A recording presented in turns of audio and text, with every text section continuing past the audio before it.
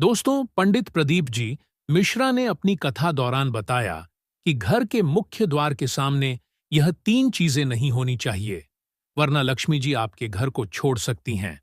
पूरा घर हो जाता है कंगाल। दोस्तों, गुरुजी ने अपनी एक कथा में बताया कि वास्तुशास्त्र में भवन के निर्माण से जुड़े कई महत्वपूर्ण नियम बताए गए हैं। भवन के निर्माण से पूर्व भूखंड का चयन कैसे करना चाहिए, किस प्रकार का भूखंड भवन के निर्माण के लिए सर्वोत्तम होता है, तथा भवन के पास स्थित वृक्ष, मंदिर, पेड़ पौधे, मार्ग आदि का भी विचार किया जाता है। उसके बाद घर का निर्माण करते समय घर के मुख्य द्वार की दिशा को सबसे अधिक महत्व दिया गया है। भवन का द्वारा कौन सी दिशा में होना श्रेष्ठ फल प्रदान करता है। अलग अलग दिशाओं का महत्व भी अलग अलग होता है। इसीलिए भवन का मुख्य द्वार बनवाते समय मुख्य द्वार की दिशा को ध्यान में रखना बहुत आवश्यक होता है। यदि गलत दिशा में मुख्य द्वार का निर्माण किया जाए तो इसके अशुभ परिणाम प्राप्त होते हैं। घर के अंदर वास्तु दोष उत्पन्न होते हैं और उस घर में निवास करने वाले लोगों के जीवन में कई परेशानियों का सामना भी करना पड़ता है। भवन के मुख्य द्वार के आकार का भी ध्यान रखना आवश्यक होता है। वास्तुशास्त्र के अनुसार भवन के मुख्य द्वार को लकड़ी से बनाया जाता है, तो उस घर में निवास करने वाले लोगों को हमेशा उन्नति मिलती है। उस घर में कभी दुख दरिद्रता नहीं आती है। इन लकड़ियों से निकलने वाली सकारात्मक ऊर्जा से घर का वातावरण पवित्र और सकारात्मक बनता है। ऐसे घर में मां लक्ष्मी का निवास होता है और देवी देवता भी प्रसन्न होकर ऐसे घर में प्रवेश करती हैं। इसीलिए घर का मुख्य द्वार बनवाते समय इस बात का विशेष ध्यान रखना चाहिए कि आप इन वृक्षों की लकड़ी का ही इस्तेमाल करें। तो चलिए जान लेते हैं घर का मुख्य द्वार कैसा होना चाहिए, जिससे घर में सुख शांति बनी रहे और धन संपत्ति का आगमन हो जानेंगे। सब कुछ इस वीडियो में। लेकिन उससे पहले यदि आपने अभी तक इस वीडियो को लाइक नहीं किया है तो वीडियो को लाइक करें, चैनल को सब्सक्राइब करें और कमेंट में ओम नमः शिवाय या जय मां लक्ष्मी जरूर लिखें। दोस्तों, जानेंगे सब कुछ गुरुदेव के अनुसार। लेकिन दोस्तों, इस वीडियो को पूरा देखना बेहद जरूरी है, क्योंकि अधूरी जानकारी कभी कभी घातक हो सकती।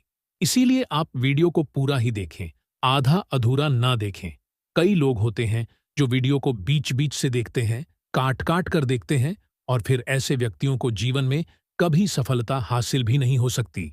इसीलिए वीडियो को आधा अधूरा छोड़कर ना जाएं। दोस्तों, पूज्य गुरुदेव कहते हैं कि वास्तु शास्त्र में कहा गया है कि मुख्य द्वार अर्थात आपके घर का प्रवेश द्वार आपके घर के अन्य दरवाजे से आकर में बड़ा होना चाहिए। मुख्य द्वार कभी अन्य दरवाजे से छोटा नहीं होना चाहिए, ताकि घर के अंदर की और बाहर से आने वाली ऊर्जा का संतुलन बना रहे। अगर मुख्य द्वार आकार में छोटा होता है तो उस घर में हमेशा क्लेश और लड़ाई झगड़ा होते रहते हैं। घर का मुख्य द्वार का आकार घर के अन्य दरवाजों जितना भी नहीं होना चाहिए। मुख्य द्वार हमेशा ही बड़ा होना चाहिए, तभी इसका शुभ फल प्राप्त होता है। वास्तुशास्त्र में मुख्य द्वार से जुड़ी और एक महत्वपूर्ण बात बताई गई है कि मुख्य द्वार हमेशा 2 पल्लों का होना चाहिए।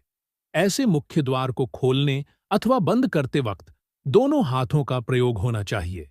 2 पल्लों का मुख्य द्वार ही भवन के लिए शुभ माना गया है। 2 पल्लू के द्वार के कारण घर मंदिर की तरह प्रतीत होता है। मां लक्ष्मी ऐसे ही घर में प्रवेश करती है जिस घर का मुख्य द्वार 2 पल्लों का होता है।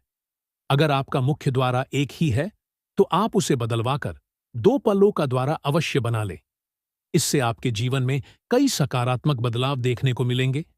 गुरुजी ने आगे बताया कि तीसरी महत्वपूर्ण बात ध्यान में रखती चाहिए कि वास्तुशास्त्र के अनुसार मुख्य द्वार के पास दहलीज अवश्य होनी चाहिए। दहलीज के बगैर मुख्य द्वार अपूर्ण माना जाता है। भवन के प्रवेश द्वार के पास दहलीज का होना अनिवार्य है। शास्त्रों में कहा गया है कि दहलीज भवन की रक्षा करती है। दहलीज के होने से घर में नकारात्मक शक्तियां प्रवेश नहीं कर पाती हैं। मां लक्ष्मी प्रसन्न होती है और घर में प्रवेश करती हैं। दहलीज पर शुभ चिन्ह अवश्य बनाने चाहिए। खासकर स्वास्तिक का चिन्ह दहलीज के दोनों छोरों पर बनवाना चाहिए। इससे घर में बुरी शक्तियां प्रवेश नहीं करती। दहलीज न होने पर घर में प्रेत प्रवेश करते हैं और भवन में रहने वाले लोगों को कष्ट भोगने पड़ते हैं। इसीलिए घर में दहलीज अवश्य होनी चाहिए। वास्तुशास्त्र के अनुसार घर का मुख्य द्वार पूर्ण रूप से बंद होना चाहिए। मुख्य द्वार में किसी भी प्रकार की दरार और छेद नहीं होना चाहिए। भवन का मुख्य द्वार बंद होने पर घर के अंदर का दृश्य नहीं दिखाई देना चाहिए। मुख्य द्वार पर छेद अथवा दरार होने से घर में नकारात्मक शक्तियां प्रवेश कर सकती हैं। वास्तुशास्त्र में कहा गया है कि मुख्य द्वार टूटा हुआ अथवा दरारें वाला होता है तो उस घर में दुख, दरिद्रता और दुर्भाग्य का वास होता है। वास्तुशास्त्र के अनुसार मुख्य द्वार के ऊपर हमेशा तोरण लगाना चाहिए।